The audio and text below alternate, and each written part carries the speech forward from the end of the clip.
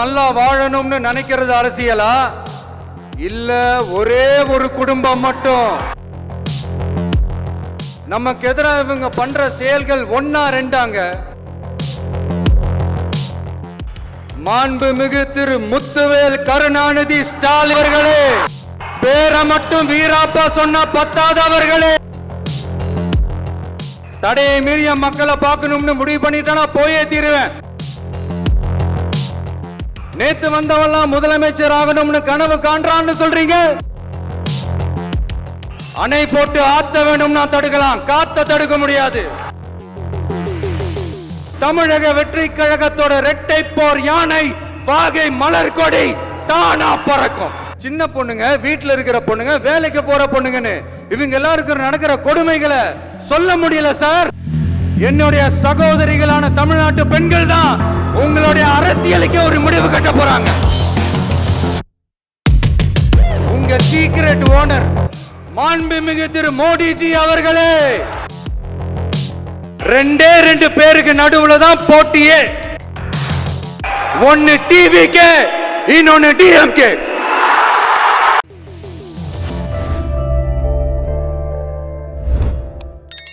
என் நெஞ்சில் குடியிருக்கும் என்னுடைய தோழர்களுக்கும் தோழிகளுக்கும் என்னுடைய வணக்கம், வணக்கம், வணக்கம்.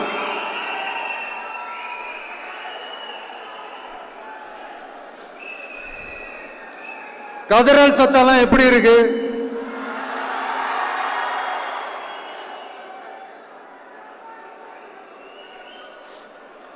தமிழுக்கு அமுதென்று பேர், அந்த தமிழின்ப தமிழங்கள் உயிருக்கு நேர்.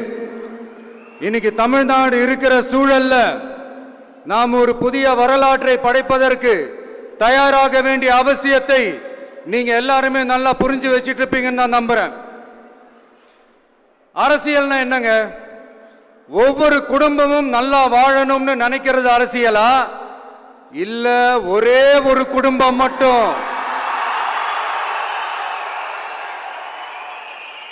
தமிழ்நாட்டை சுரண்டி நல்லா வாழணும்னு நினைக்கிறது அரசியலா? நீங்களே சொல்லுங்க, எது அரசியல்? எல்லாருக்கும் நல்லது நடக்கிறது தானே அரசியல். அதுதான் நம்ம அரசியலும்.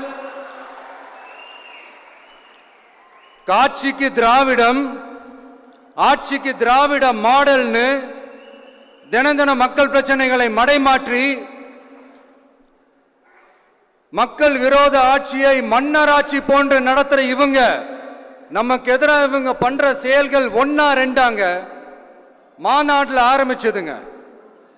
மாநாட்டில் ஆரம்பிச்சு அதுக்கப்புறமா நான் கலந்துக்கிட்ட அந்த புத்தக வெளியீட்டு விழா, நான் பறந்துருப்போன அன்னைக்கு நம்மளுடைய 2ஆம் ஆண்டு துவக்க விழா அன்னைக்கெல்லாம் சிட்டிக்குள்ள எந்த ஹாலும் எந்த கல்யாண மண்டபம் கொடுத்துடக்கூடாதுன்னு அங்க போய் மகாபலிபுரத்தில் போய் அந்த ஃபங்க்ஷனை பண்றோம். ஏன் இன்னைக்கு பொதுக்குழு வரைக்கும் எங்கெல்லாம் எப்படியெல்லாம் தடைகள்?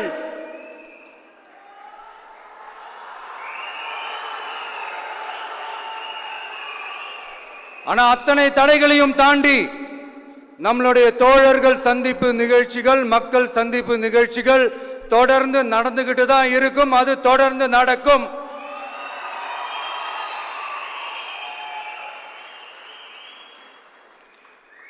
நம்மளுடைய தோழர்கள் அர்ஜுன் பிரதர், நிர்மல் குமார் பிரதர், நம்ம ரமேஷ் பிரதர், இவங்கெல்லாம் போட்டு அடி அடி நடிக்கிறாங்க.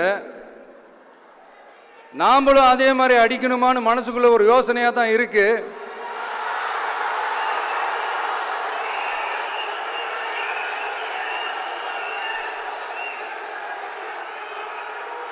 ரைட்.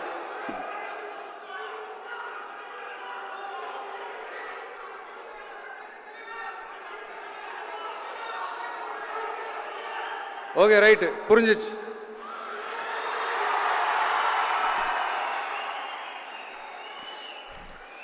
மாண்புமிகு மன்னராட்சி முதல்வர் அவர்களே,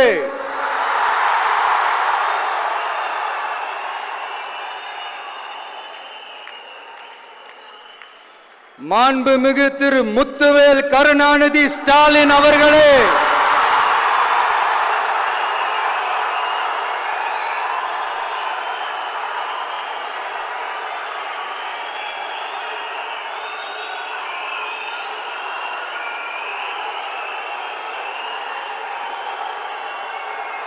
பேரை மட்டும் வீராப்பா சொன்ன பத்தாதவர்களே, செயல்லையும் ஆட்சியிலையும் அதை காட்டணும் அவர்களே. ஒன்றியத்துல பாஜக ஆட்சியை ஒரு பாசிச ஆட்சின்னு அடிக்கடி அறைகூவல் விடுத்துவிட்டு இங்க நீங்க பண்ற ஆட்சி மட்டும் என்னவா? அதுக்கு கொஞ்சம் கூட குறைவில்லாத அதே பாசிச ஆட்சி தானே. ஒரு கட்சி தலைவனா ஜனநாயக முறைப்படி என் கழக தோழர்களையும் என் நாட்டு மக்களையும் பார்க்கறதுக்கோ சந்திக்கிறதுக்கோ தடை போடுறதுக்கு நீங்க யாருங்க?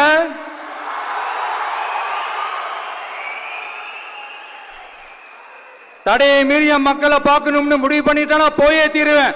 சட்டத்தை மதிக்கணும்ன்ற ஒரே காரணத்துக்காக தான் அமைதியா இருக்கிறேன். நேத்து வந்தவெல்லாம் முதலமைச்சர் ஆகணும்னு கனவு காண்றான்னு சொல்றீங்க. அது நடக்கவே நடக்காதுன்னு சொல்றீங்க. அப்புறம் ஏங்க எந்த கட்சிக்கும் இல்லாத நெருக்கடியை தமிழக வெற்றி கழகத்துக்கு மட்டும் போட்டுக்கிட்டே இருக்கிறீங்க?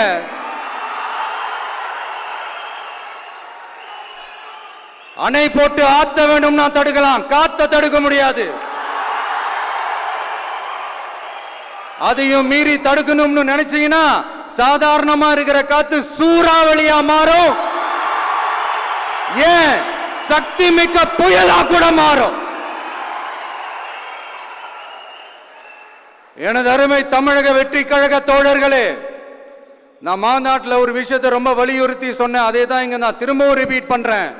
இந்த மண் பிளவுவாத சக்திகளுக்கு எதிரான மண், சகோதரத்துவ மண், சமய நல்லிணக்கத்தை பேணும் சமூக நீதிக்கான மண். இதை நம்ம பாதுகாத்தே தீரணும். உங்க எல்லாரையும் வேண்டி வேண்டி கேட்டுக்கிறேன். தமிழ்நாட்டிலிருந்து பல பகுதிகளிலிருந்து வர செய்திகள்லாம் கேட்கும் போது மன உளைச்சலையும் மன வேதனையும் தரதாகவே இருக்கு. சட்டம் ஒழுங்குன்னு ஒன்று இருக்கிறதாவே தெரியல. அதுக்கெல்லாம் இந்த கரப்ஷன் கபடதாரிகள் கவர்மெண்ட் தான் காரணம். இந்த நிலைமை மாறணும். அதுக்கு இருக்கிற ஒரே வழி, இங்க உண்மையான மக்களாட்சி மலரணும். அது வரணும்னா இவங்களை மாத்தணும்.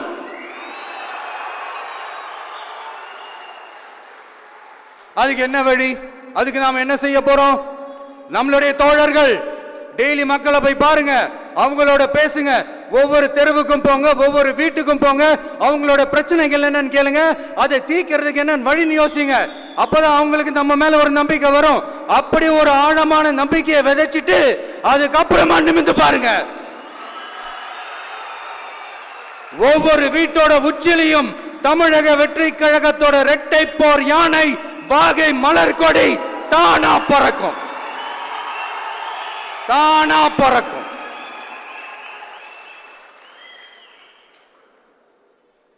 மாண்புமிகு மன்னராட்சி முதல்வர் அவர்களே,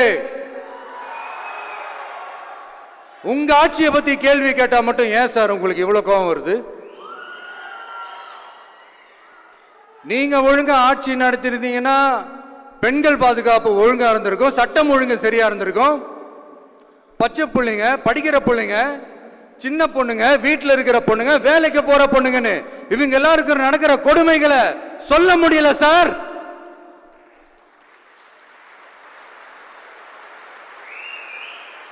இதுல வேற உங்களை அப்பான்னு வேற கூப்பிடுறாங்கன்னு சொல்றீங்க.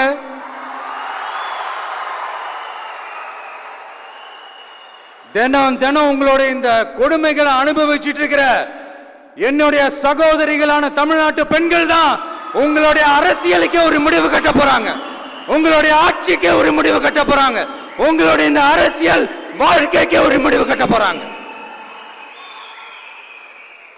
சரி, பெண்களோட லைஃப் தான் இப்படி போராட்டமா இருக்குன்னு பார்த்தா இங்க எத்தனை போராட்டங்கள்?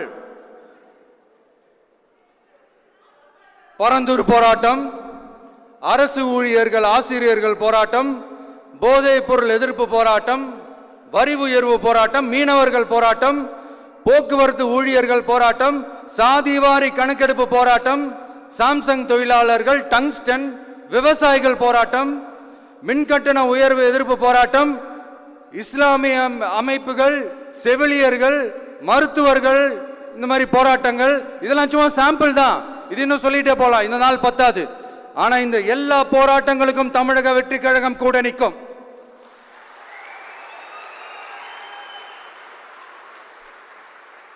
இங்க நீங்க தான் இப்படின்னா அங்க அவங்க யாரு? உங்க சீக்ரெட் ஓனர். அவங்க உங்களுக்கும் மேல மாண்புமிகு திரு மோடிஜி அவர்களே.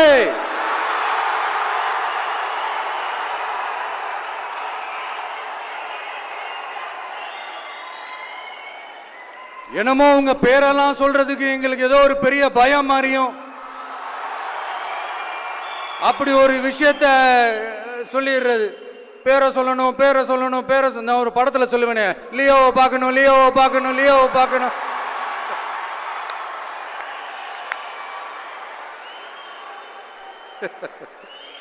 இல்ல இல்ல, சத்தியமா அப்படிதாங்க இருக்கு. சென்டர்ல ஆள்றவங்கன்னு சொல்றோம். சென்டர்ல யார் ஆள்றா? காங்கிரஸா? இங்க ஸ்டேட்ல ஆள்றவங்கன்னு பேசுறோம். இங்க யார் ஆள்றா? அதிமுகவா? அப்புறம் என்ன பேரை சொல்லணும், பேரை சொல்லணும்? புரியலையே. நீங்க தானே கேட்டீங்க, வச்சுக்கோங்க.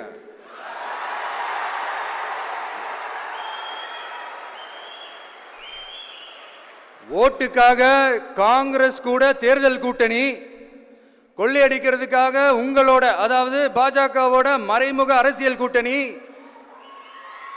இப்படி உங்க பேரை சொல்லியே மக்களை ஏமாத்துறதும், உங்க பேரை சொல்லியே மக்களை பயமுறுத்துறதும், இப்படி இந்த கரப்ஷன் கபடதாரிகளுக்கு மறைமுகமாக உதவும் உங்க அரசுக்கு ஏஞ்சி தமிழ்நாடு தமிழர்கள்னாலே அலர்ஜி.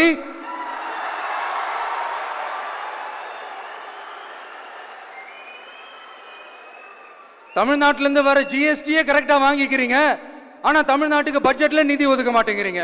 இங்க படிக்கிற நம்ம பிள்ளைங்களோட படிப்புக்கு நிதி ஒதுக்க மாட்டேங்கிறீங்க, ஆனா மும்மொழி கொள்கையை திணிக்கிறீங்க. டீலிமிட்டேஷன் என்ற பேர்ல தமிழ்நாட்டோட பார்லிமெண்ட் சீட்ஸ்லையும் கை வைக்க பாக்குறீங்க.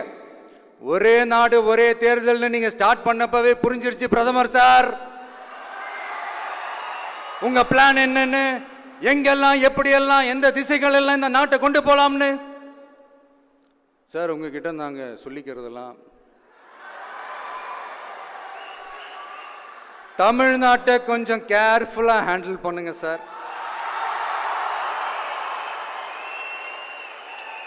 ஏன்னா தமிழ்நாடு பல பேருக்கு தண்ணி காட்டின ஸ்டேட் சார், பல பேருக்கு தண்ணி காட்டின ஸ்டேட் சார். பார்த்து சார், பார்த்து செய்யுங்க சார், மறந்துடாதீங்க சார்.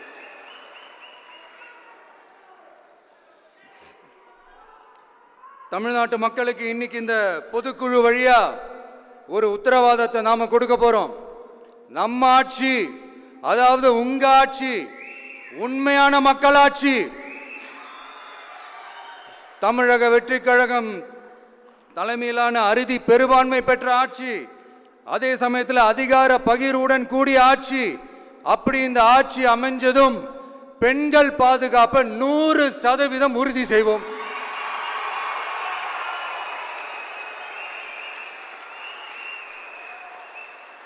சட்டம் ஒழுங்கு ரொம்ப முறையா ஸ்ட்ரிக்டா வச்சிருப்போம். கல்வி, சுகாதாரம், மருத்துவம்னு அத்தனையிலையும் ரொம்பவே கவனம் செலுத்துவோம். அதுவும் எல்லாருக்கும் ஈஸியா ஈக்குவலா கிடைக்கிற மாதிரி செய்யறது தான் நம்ம டார்கெட்.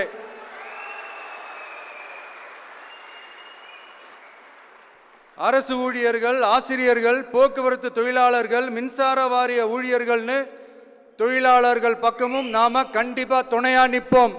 ஏன்னா நாம எப்பவுமே உழைக்கிறவங்க பக்கம்தான்.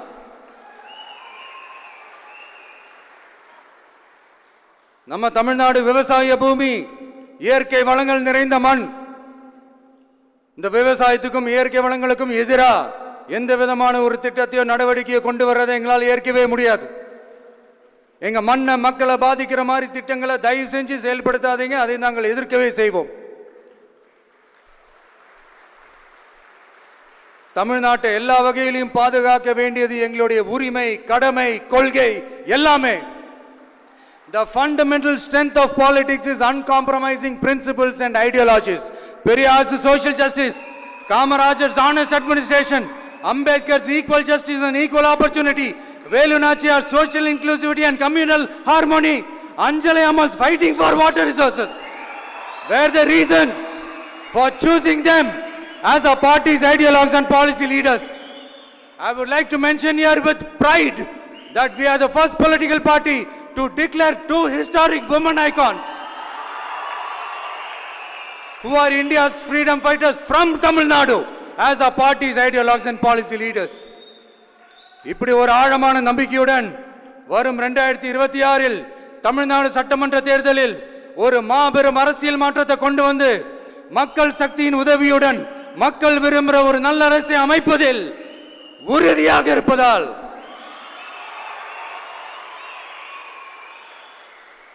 அதை தடுக்கிறதுக்குன்னு சில பேர் பகல் கனவு காண்பார்கள் இல்லையா? அவங்க எல்லாருக்குமே சொல்லிக்கிறது ஒண்ணுதான், காற்று மழை வெயில் இயற்கையை யாரால் கட்டுப்படுத்த முடியும், யாரால் தடுக்க முடியும்? இவை எல்லாம் கடவுளால் உருவாக்கப்பட்டவை. அப்படிதான் எம் மக்களுக்கான அரசியலையும் யாராலும் தடுக்க முடியாது. அரசியல் சூறாவளியையும் தேர்தல் சுனாமியையும் தடுப்பார் எவர். அப்படிதான் எம் மக்களுக்கான அரசியலையும் அந்த வெற்றியையும் யாராலும் தடுக்க முடியாது. அப்படி தடுக்கணும்னு நினைக்கிறவங்களோட கனவு ஒரு நாளும் மெய்ப்படாது. Before concluding my speech, few words from William Blake. Men may come, men may go, but I go on forever.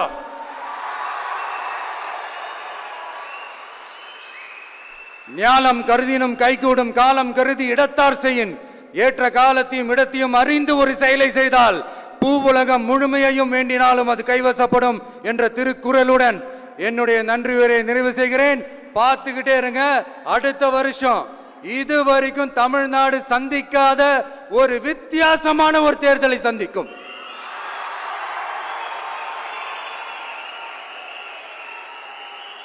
ரெண்டு பேருக்கு நடுவுல தான் போட்டியே. ஒன்னு டிவிகே, இன்னொன்னு டிஎம்கே.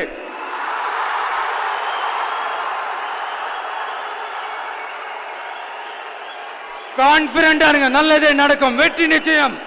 மீண்டும் சந்திக்கும் வரை நன்றி, வணக்கம்.